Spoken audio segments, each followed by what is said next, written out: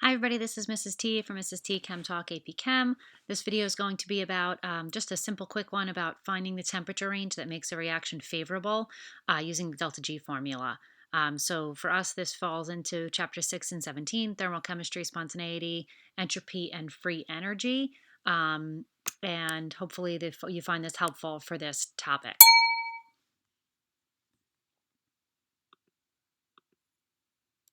Every time. Don't know why that happens. So we talked about the fact that for delta G, because we're talking about the formula delta G equals delta H minus T delta S, we talked about the fact that if delta H is negative and delta S is positive, that's this situation right here. This is two favorable situations. This is going to give us a negative delta G no matter what. The textbook uses the word spontaneous. We're going to use the term thermodynamically favorable. So when your delta H is negative and your delta S is positive, those are two favorable conditions for the universe. The entropy of the universe will increase no matter what. These types of reactions will be spontaneous or favorable no matter what. However, there are other situations. When we have the exact opposite, which I'll put down here, okay, the exact opposite. This is delta S is negative, that's unfavorable. Delta H positive, that's also unfavorable. That means that this process will not be spontaneous at any temperature. This is the reverse of the situation that's spontaneous at any temperature. But then we have two other situations. We have ones where we can have positive, positive, or negative, negative. When it's positive, positive, that's entropy is favorable, enthalpy is unfavorable, whereas for this one, entropy is unfavorable and enthalpy is favorable. Anytime you have one of those situations, it depends on the temperature.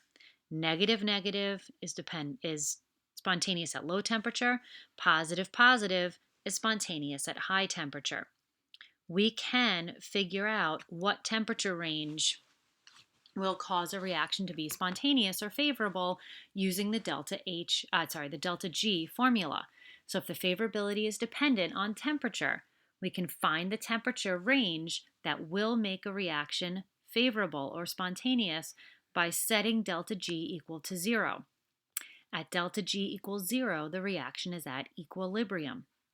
However, if we find out the temperature for delta G equals 0, when the two situations, delta H and delta S, are both negative, that type of reaction will be favored at all temperatures lower than delta G equals 0.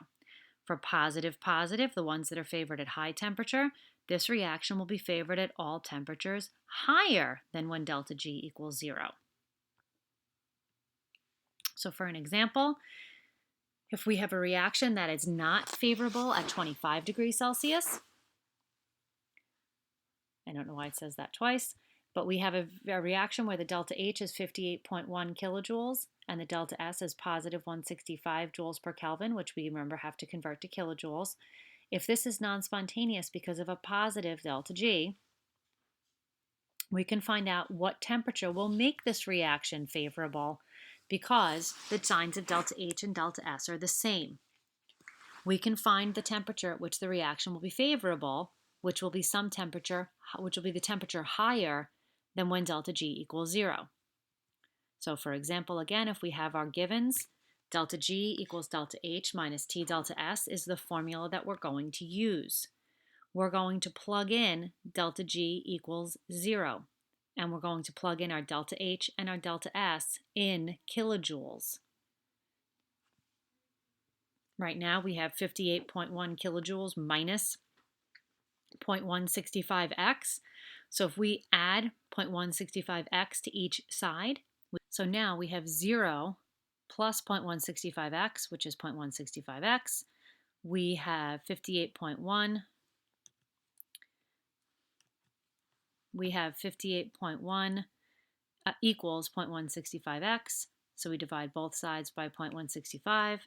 We get the answer of 3.52 Kelvin. And because this was a positive, meaning endothermic increase in entropy, this reaction will be spontaneous or favorable at all temperatures higher than 3.52 Kelvin.